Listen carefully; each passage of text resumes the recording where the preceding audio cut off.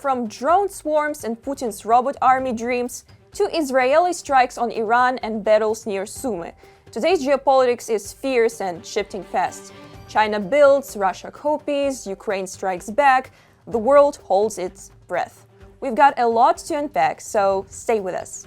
This is The Gaze. Don't forget to follow our website, YouTube, and socials for more sharp takes and frontline reporting. During the GlobSec Security Conference in Prague on the 12th of June, we learned that Ukraine is really close to actively using AI-controlled drone swarms on the front line. This is our Ukrainian development, and there is quite a success in and a development at the moment. There is no active use on the front yet, but we are close to it. Alexander Kamyshin, the Ukrainian president's strategic advisor, in a comment to Radio Liberty. China has just rolled out its latest toy, a mothership drone allegedly capable of launching swarms of AI-controlled drones. The key word here, allegedly. These flying killer hives, according to Chinese media, don't need human operators at all. They coordinate strikes autonomously through artificial intelligence. Sounds terrifying and so familiar, because while official Beijing keeps repeating its well-worn line, we don't supply Russia with weapons, Ukrainian and Western intelligence reports tell a very different story. Well, of course, official Beijing denies everything. If Xi Jinping said the Earth doesn't orbit the sun, Beijing's foreign ministry would nod politely and issue a press release. But don't confuse Russia's paranoia with China's pragmatism. China plays the long game. Don't believe us? Just check those historical Chinese maps where vast Russian territories are labeled in Mandarin. It's not about loyalty to Moscow, it's about future leverage. Meanwhile, Russia is racing to keep up, developing its own drone swarm tech. According to Ukraine's Strategic Industries Minister Alexander Kamyshin, and frankly to common sense, Moscow is getting help from its not-so-secret tech club, China, Iran, and North Korea. The new axis of evil isn't just ideological, it's manufacturing-based. So the next time you see a swarm in the sky, don't just ask who's flying it, ask who built it, and why Beijing insists it has nothing to do with it. Russian dictator Vladimir Putin follows the trend. He wants his own unmanned systems, and he talks about it. We need to ensure their deployment as quickly and efficiently as possible. We know how the enemy operates, but overall I don't think we are lagging behind in anything here. Moreover, it seems to me that we have accumulated good experience in order to create this branch of the armed forces. Russian dictator Vladimir Putin. This isn't new. The footage you're looking at shows Russia's Tsar-in-chief visiting a drone factory 2 years ago, in 2023. Back then, it was already the future. Fast forward to now, and guess what? He's still talking. Only now, Putin has declared the creation of unmanned system troops as an entirely new branch of the Russian military. Yes, you heard that right. A full-on drone army, built supposedly to deploy as quickly and effectively as possible. Keyword, supposedly. Because let's not forget, this is Russia, where corruption is the only consistent doctrine, and where the new efficiencies often mean money stolen, papers forged, and systems crashing before launch. In a royal flourish, Putin also instructed his generals to include a unified air defense system in Russia's next weapons program, just like the one Ukraine built back in 2024. Except Ukraine's actually works, and Russia's still, well, a decree. But here's the twist. Ukraine's Operation Spiderweb has already exposed Russia's vulnerabilities for all to see. While Putin makes pronouncements, Ukraine builds results, delivering coordinated drone warfare, integrated systems, and actual battlefield impact. Tonight, Israel launched an operation against Iran called Operation Rising Lion. As part of it, the Israeli army attacked Iranian nuclear and military facilities. Tehran and other cities were hit. State-run Iranian television said just several strikes had been carried out on the facility. The extent of the damage is not yet to know. Israeli media noted that the facility is partly above ground and underground, and contains numerous centrifuge holes that spin uranium gas for their nuclear program. Moments ago, Israel launched Operation Rising Lion, a targeted military operation to roll back the Iranian threat to Israel's very survival. This operation will continue for as many days as it takes to remove this threat. For decades, the tyrants of Tehran have brazenly, openly called for Israel's destruction. They've backed up their genocidal rhetoric with a program to develop nuclear weapons. During the initial wave of Israeli strikes on Iran's nuclear sites, Hossein Salami, commander of the Islamic Revolutionary Guard Corps, is believed to have been killed.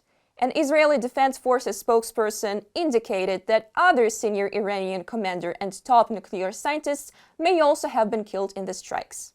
Later, Israeli military sources confirmed the deaths of former nuclear chief Abbasi and several nuclear scientists. But what matters in this situation are oil prices. They have significantly risen because Iran is a major crude oil exporter. And only one aggressor benefits at this moment from higher oil prices, and this is Russia. Oil and gas profits are the main resource of funding the criminal aggression against Ukraine at this moment, despite the sanctions, despite the price cap lowering, which is not supported by the United States, by the way.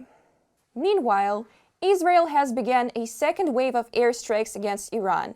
An Israeli military spokesperson said Iran has launched 100 drones in retaliation, with US, Israeli, and UK fighter jets are actively and effectively intercepting them over Syria and Iraq. This is natural for a country that lives for 70 years surrounded by enemies, who defy its very existence and want to destroy it. I believe we in Ukraine are on the same path of developing similar defense mechanisms, and the destabilization on the Middle East is profitable to the Kremlin. Well, I think it already does distract a bit, and that was Putin's original idea when the Hamas activity all kicked off, was to actually to remove US from the Ukraine equation, which has actually been extremely successful. Watch the full interview with Grant tomorrow on The Gaze in Burning Questions. In the global context, this assault exchange between Iran and Israel shifts the global attention from Ukraine and Russia, and the latter is so very active in promoting its peaceful narrative at this moment. Worth to remember who is who. War against Ukraine is Russia's criminal deed, and it is up to the whole world to force Russia to peace, as they simply do not understand another language, but the language of force. Russia's creeping push from the north has met fierce Ukrainian resistance, and now the fight for Sumy is escalating fast. In his daily address, President Zelensky confirmed that Russian forces are attempting to break through in the northern Sumy region, where intense battles have been raging for weeks. According to deep state analysts, around 190 square kilometers are currently under Russian occupation.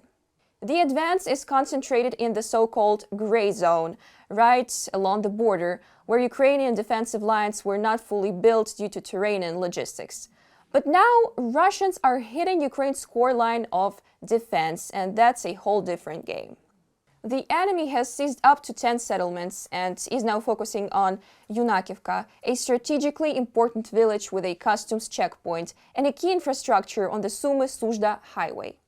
According to military expert Pavlo Narozhny, this route supports Ukraine's presence near Kursk, making Yunakivka a high-value target for the Kremlin. Russian troops have already made it 20 kilometers closer to Sumy, and the city could be soon vulnerable to FPV drone strikes once crews are in place. Meanwhile, the hottest front remains Donetsk, where our crew filmed Ukrainian tank forces defending Pokrovsk. This is a war fought in trenches, villages, and highways, and Ukraine is holding its ground. Stay with us for more frontline updates. Oh, tank with an RPG. Talik, back up, fall back, fall back, fall back. This Ukrainian tank from the 10th Battalion, Wolves of Da Vinci, took a direct hit from an anti-tank grenade launcher in battle near Pokrovsk.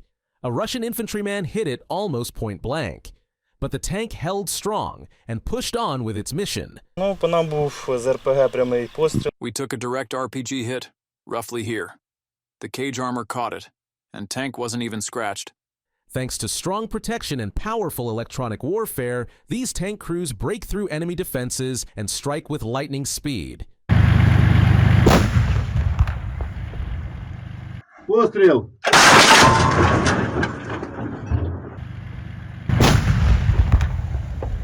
When recon drones or infantry radios in that an assault's about to start, or they spot vehicles, troops, those bikes and bikers, we're already nearby. We rush in, take position, and fire. Hit them before they even get close to our infantry. When we jammed their drone ops, the guys up front called us all excited. They said all their drones dropped out of the sky. That really hit right in the heart. The Wolves of Da Vinci tankers have held their ground on the Pokrovsk front for over a year. They believe that thanks to coordination with other Defense Forces units, enemy attempts to advance will keep failing. People say tanks are being phased out, but we still can't do without them. It's not just defense. We're doing assault missions too. Without tanks, without armor, it'd be near impossible. According to Ukraine's General Staff on June 10th, the Defense Forces stopped 41 enemy assaults in the Pokrovsk sector. Reported by Oleksiy Baranovsky, Oleksandr Khan from Donetsk region, UATV News. So, whose drones will dominate the sky? Will Putin's PR turn into firepower? And is the world ready to handle the developing crisis on the Middle East? What do you think will happen next? Drop your thoughts in the comments and stay tuned for more with The Gaze.